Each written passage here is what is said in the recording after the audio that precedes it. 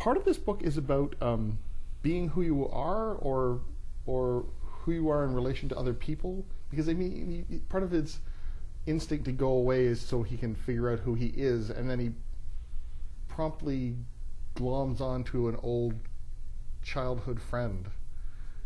Or not. Or not, because his childhood friend is someone who remembers him, although he doesn't remember the friend. Yeah.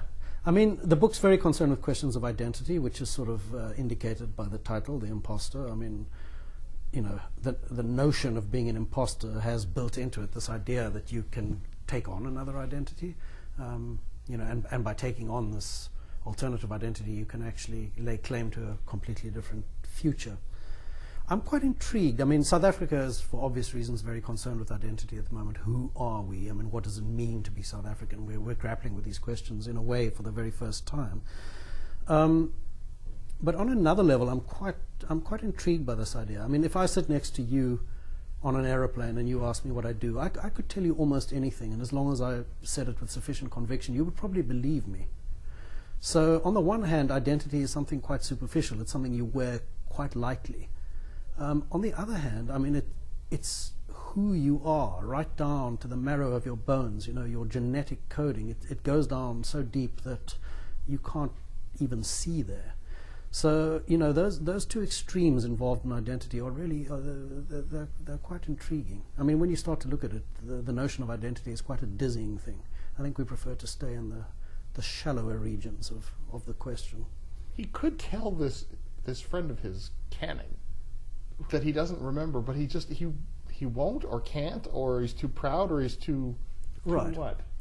Well, you know, I mean, the idea for that particular connection kind of came to me because I grew up in Pretoria, although I don't live there anymore. And when I go up there from time to time, it's happened once or twice that I've bumped into people who've chatted to me very enthusiastically about being at school with me and how well they remember me and so on. And I have no idea who these people are. I mean, their names, their faces don't mean anything to me, which is not that unusual. I think it probably happens to lots of people. But if you don't, in that initial moment, say, listen, I'm terribly sorry, but I don't remember who you are, you're kind of going with a game of, yeah, I do remember you, and you're just trying to get through it. I suppose what's different with this is that actually the relationship kind of broadens out into a much deeper thing. I mean, he gets drawn into Canning's circle. He eventually lands up having an affair with Canning's wife, etc., etc. So he's getting further and further into, you know, a situation that would have been very different if he'd just been honest in the first place. Yeah, you might wonder why he doesn't, but there are those moments. You don't say something, and then you're committed, you know, to a particular situation. I love the image of his lawn with and the ongoing fight about weeds and what should be growing and how it should grow and water, weeds, and desert, I guess. Well, this house I lived in the Karoo, was not unlike the house Adam was living in. I mean, there was a backyard full of weeds, the most terrifying weeds you've ever seen. I mean, kind of dead, brown, thorny weeds, head height, like a soccer field full of them. And I'd gone to this house with the idea of, you know, writing a novel up there. And in fact, I couldn't. I was absolutely blocked for the 2 years that I stayed there. And all my kind of literary energy got diverted onto this obsessive question of the weeds. I spent all my time trying to clear these weeds out the garden. And the only way, because the ground was baked so solidly, the only way I could loosen the ground up to get the weeds out was to run water onto it. But of course, all the seeds that were buried under the ground started to sprout. So as fast as I was clearing these weeds out, new ones were kind of coming up behind me. So, I mean, there's something quite literally true about that whole endeavor. But obviously, on a metaphorical level, it kind of has other resonances in the book. I mean, it's, you know, there's a section in the book where he has this insight into the weeds and sees that there's a kind of larger intelligence working behind it. Each individual weed is doing its thing and growing, but there's a larger intelligence that wants to replicate itself endlessly, and that's nature. Nature being, in some ways, at the very heart of this book. I mean, Adam himself is a landscape poet. He wants to write romantic poems about nature, and then he realizes that his romantic project is also in a certain way allied with the old colonial project, the colonial project of going out to a place like South Africa and, you know, starting afresh there as a European and setting up your so-called civilization there.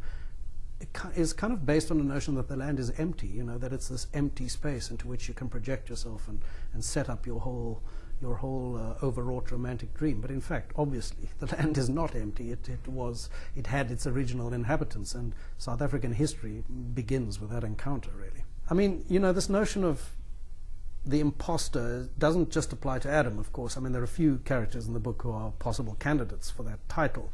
But behind all of that, in an unspoken way, the book never articulates that, but behind all of that is the question of whether the new South Africa is not a kind of imposter too.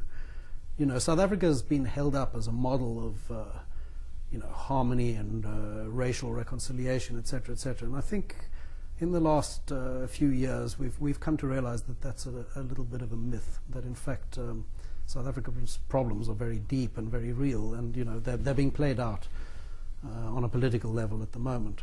There's a certain relief attached to that, I have to say, you know, because of the, you know, thank God for a figure like Mandela at the time of South Africa's transition. Who knows what would have happened without that?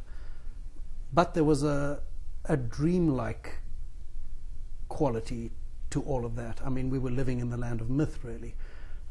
What we're living with now is not mythical or, you know, on the level of fairy tale anymore. It's very real. And actually, we're coming to terms with the fact that South Africa, like every other country in the world, has got to deal with real politics. The politics are brutal and raw and you know, pretty merciless, but they're real. They have the virtue of being real. So I think we all know better where we stand right now. It's a good read. Well done, sir. Oh, well, thank you very much. The book is The Imposter. I've been speaking with the author, Damon Galgut, and The Imposter, published by Maclelland and Stewart.